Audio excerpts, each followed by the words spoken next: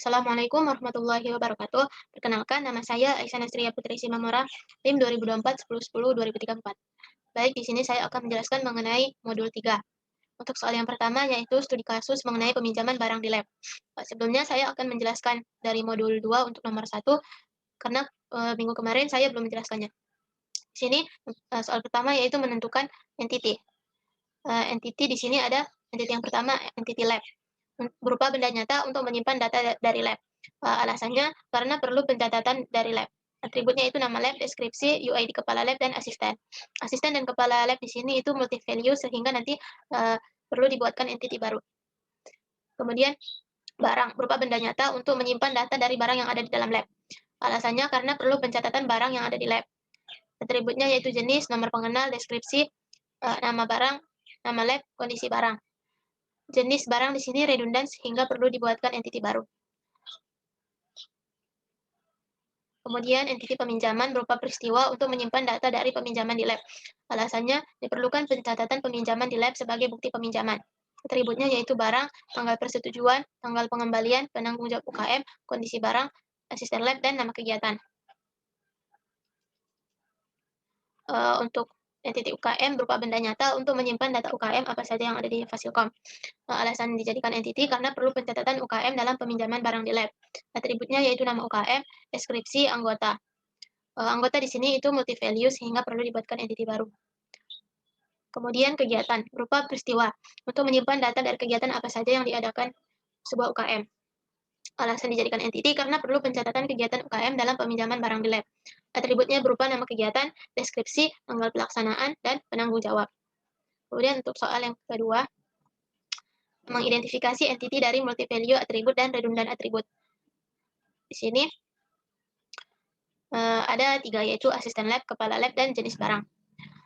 Asisten lab di sini benda nyata untuk menyimpan data dari entity lab yaitu asisten lab yang bertugas. Alasannya ketika dimasukkan ke entity asisten lab menjadi multi value sehingga dipisah menjadi entity sendiri. Atributnya itu nama dan NIM. Setelah asisten lab ini menjadi entity, atribut ini dihapus dari lab. Untuk mencatat asisten lab yang bertugas, cukup dicatat UID dari NIM asisten. Benda nyata, kepala lab berupa benda nyata untuk menyimpan data dari dosen atau kepala lab yang memimpin lab. Ketika dimasukkan ke entity, nama kepala lab menjadi multi value karena ada kemungkinan kepala lab yang namanya sama sehingga dipisah menjadi entity sendiri. Atributnya itu berupa nama dan NIP. Setelah kepala lab menjadi entity baru, atribut ini dihapus dari lab. Untuk mencatat data kepala lab cukup dicatat NIP-nya saja. Kemudian jenis barang berupa benda nyata untuk menyimpan data dari jenis barang yang ada di lab. Ketika dimasukkan ke entity barang, jenis barang ini menjadi redundan karena apabila ada jenis barang baru harus mengganti di entity barang sehingga dipisah menjadi entity sendiri. Atributnya itu nama jenis barang dan deskripsi. Setelah jenis barang ini menjadi entity baru, atributnya dihapus dari barang. Untuk mencatat data jenis barang cukup mengisi dengan nama jenis barang. Kemudian yang nomor 3, mencatat atribut yang tidak bisa dimasukkan ke entity yang ada, yaitu ada atribut kondisi barang, anggota, dan keanggotaan. Kondisi barang ini menyebabkan multi value atribut pada peminjaman. Dan juga pada barang itu juga menyebabkan multi value. UKM itu juga menyebabkan multi value. Keanggotaan itu juga menyebabkan multi value. Kemudian soal yang keempat, menentukan primary UID dan secondary setiap entity. Lab di sini UID-nya ada ID lab, berupa artificial dan primary. Asisten lab, sini ada ID asisten dan NIM. ID asisten itu artificial, sedangkan NIM itu natural karena sudah ada, karena NIM itu sudah ada sejak mahasiswa itu kuliah. Dan NIM itu secondary, ID asisten itu primary, dan NIM itu secondary. Kepala lab ada ID kepala lab dan NIM. Sama seperti asisten lab, untuk ID kepala lab itu artificial dan primary, sedangkan NIP itu natural sehingga dia menjadi secondary. Barang itu berupa nomor pengenal, natural, dan primary. Jenis barang, ID jenis barang artificial dan primary. UKM, ID UKM, artificial primary. Anggota UKM, ID anggota UKM dan NIM. ID anggota UKM itu artificial, sedangkan NIM itu natural. ID anggota UKM itu primary dan NIM menjadi secondary. ID kegiatan itu artificial dan primary, ID peminjaman artificial dan primary. Kemudian menentukan tabel relationship. Di sini untuk entity lab itu dia berrelationship dengan asisten lab, kepala lab, barang. Kenapa? Karena ketika ada data dari barang, kepala lab, dan asisten lab yang baru, maka harus ada perubahan pula pada entity lab. Kemudian asisten lab juga berrelationship dengan peminjaman, dikarenakan ketika ada sebuah peminjaman, maka itu nanti sangat berrelasi dengan persetujuan dari asisten lab. Kemudian di sini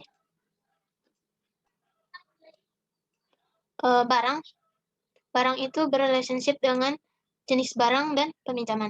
Pastinya karena apabila ada barang baru, maka jenis barangnya pun harus ditambahkan.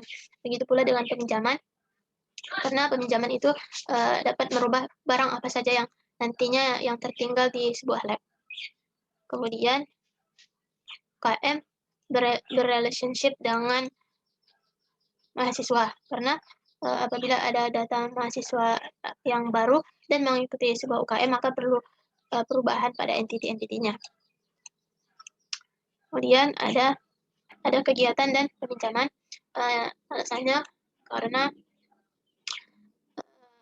bila ada suatu kegiatan, pastinya nanti ada suatu peminjaman. Maka ketika adanya kegiatan nanti, pencatatan di peminjaman juga akan bertambah.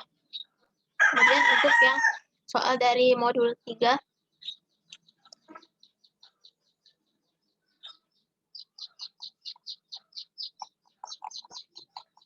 soal pertama yaitu memberi nama relationship. Di sini ada lab. Lab di sini memiliki asisten lab, dan asisten lab itu dimiliki oleh lab. Lab di sini dipimpin oleh kepala lab, dan kepala lab memimpin lab. Lab memiliki barang, dan barang dimiliki oleh lab.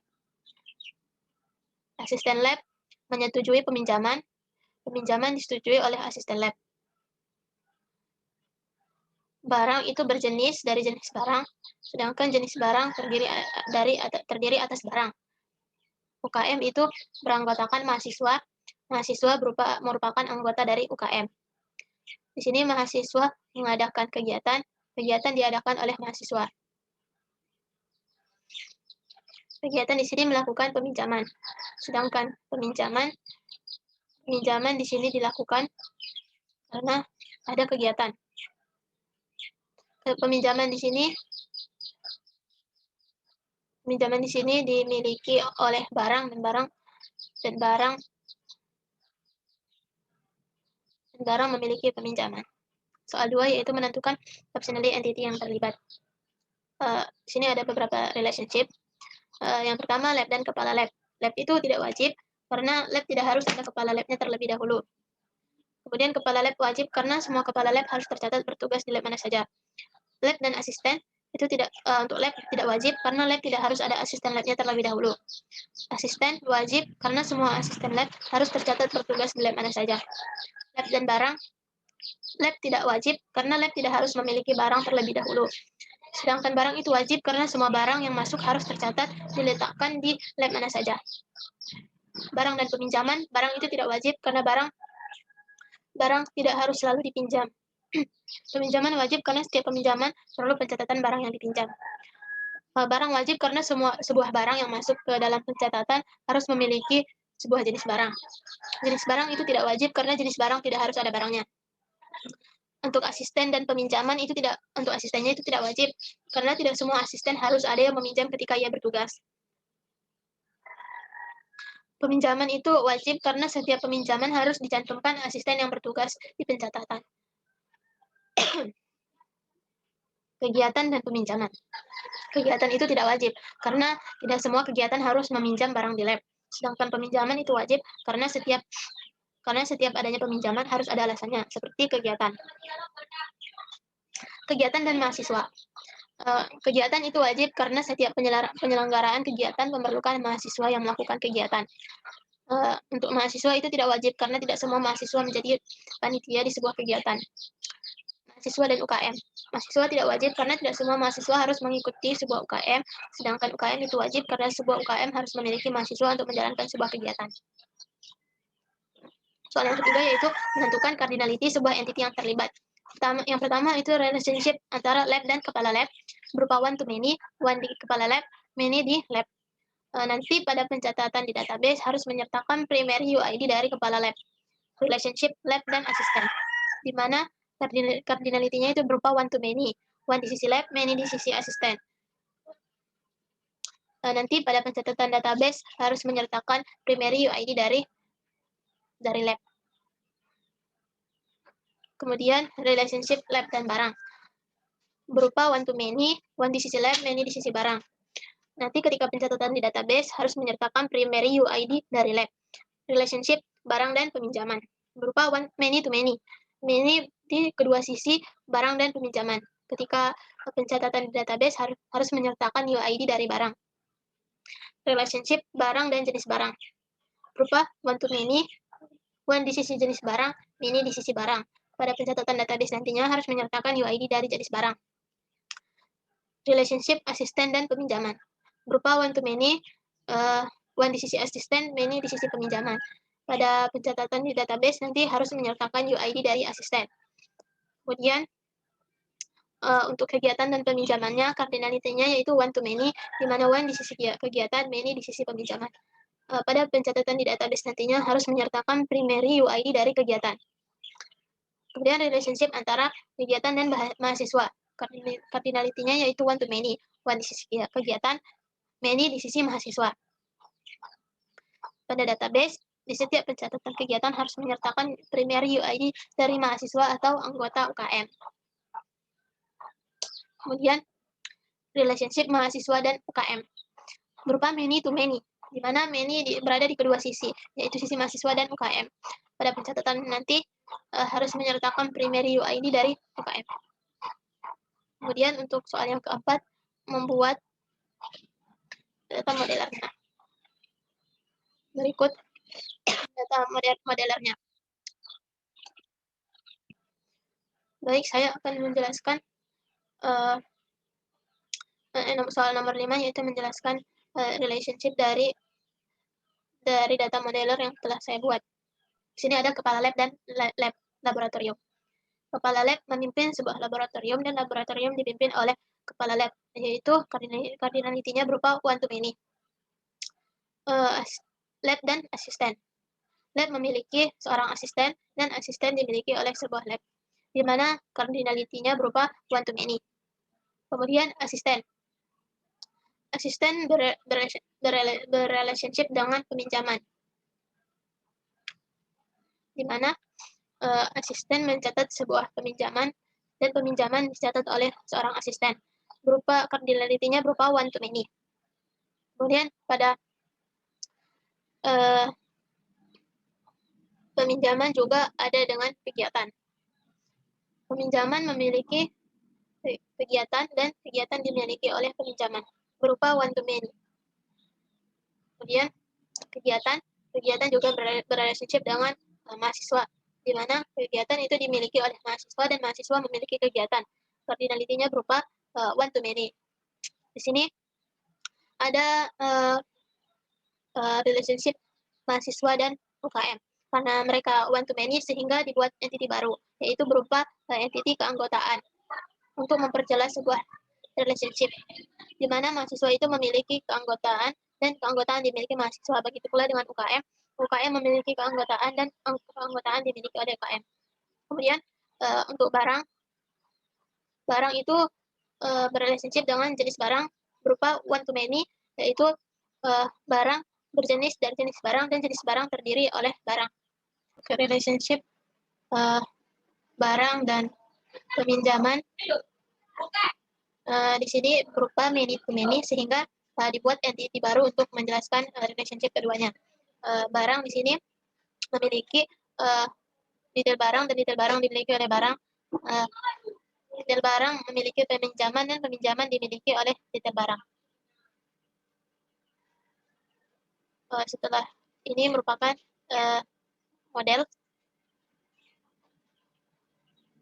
data modelernya.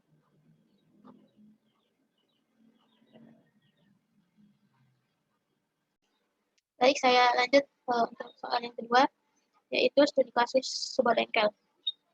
Soal yang pertama yaitu memberi nama relationship. Di sini ada 5 entity, yaitu bahan pembelian, kendaraan, mekanik, parts, dan transaksi parts. Bahan pembelian di sini memiliki kendaraan dan kendaraan dimiliki bahan pembelian. Bahan pembelian disetujui oleh mekanik, mekanik menyetujui bahan pembelian. Bahan pembelian memiliki transaksi parts dan transaksi parts dimiliki bahan pembelian. Mekanik menyetujui bahan pembelian dan kemudian parts dimiliki transaksi parts dan transaksi parts memiliki parts. Soal yang kedua yaitu menentukan optionality entity yang terlibat. Yang pertama yaitu relationship bahan pembelian dan kendaraan. Bahan tidak wajib karena bahan pembelian tidak harus ada kendaraannya terlebih dahulu. Misalnya ada bahan baru namun belum ada pencatatan kendaraan baru sehingga tidak perlu dimasukkan. Kendaraan wajib karena kendaraan harus tercatat dalam suatu bahan pembelian sebagai bukti pembelian. Untuk bahan dan mekanik, bahan tidak wajib karena bahan pembelian tidak harus ada mekaniknya terlebih dahulu. Misalnya ada bahan baru namun belum ada pencatatan mekanik baru sehingga tidak perlu dimasukkan. Mekanik itu wajib karena mekanik yang bertugas harus tercatat dalam suatu bahan pembelian. Parts dan transaksi parts.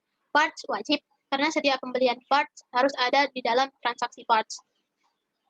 Sedangkan transaksi parts itu tidak wajib karena di dalam transaksi parts tidak harus ada barangnya.